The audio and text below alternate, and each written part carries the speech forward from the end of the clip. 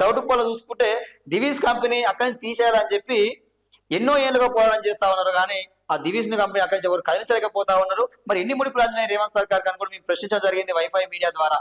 ఇప్పటికే అది ఇక్కడ చూస్తే నీటి కాలుష్యం అవుతుంది, గాలి కాలుష్యం అవుతుంది, రైతుల భూములు కాలుష్యం అవుతా ఉన్నాయి, పంటల పంటలు విషమయమవుతా ఉన్నాయి, పిల్లలకు విష జ్వరాలు వస్తూ ఉన్నాయి, వాళ్ళ మొక్కలు క్యాన్సర్ తగ్గుతా ఉంది, 30 ఏళ్ళకి ముసలు అవుతా ఉన్నారు, చాలా ఇబ్బందులు అవుతా ఉన్నాయి. ఈ అలైన్మెంట్ ట్రిపుల్ అలైన్మెంట్ ద్వారా ఆ దివీస్ కంపెనీ అక్కడి నుంచి పోతుందని చెప్పి అందరూ కూడా అనుకున్నారు. కానీ అనూహ్యంగా రేవంత్ సర్కార్ అలైన్మెంట్ మార్చింది, మళ్ళీ పేదలకు తీసుకురావడం జరిగింది, ఆ కంపెనీ కాపాడడం జరుగుతూ ఉన్నది. సో ఇవి ఇలాంటి నష్టాలు జరుగుతూ ఉన్నాయి. ఇక తాజా మార్పులకు అనుకూలంగా బ్రిక్ బేర్స్ భూదంద రంగారెడ్డి వికారాబాద్ జిల్లాలో 1000 ఎకరాలు అసైన్డ్ ఎసరంటూ చూస్తా ఉన్నాం. ఇక ట్రిపుల్ ఆర్ సరికొత్త అలైన్మెంట్ విచిత్రాలు 2-3 కిలోమీటర్ల పక్కగా అంటూ చూస్తా ఉన్నాం. ఇది వీళ్ళు చేస్తున్న దందా భూదందా, ఇది మాటలు ప్రజాపాలన అని చెప్పి చేస్తున్న ముచ్చట ఇది.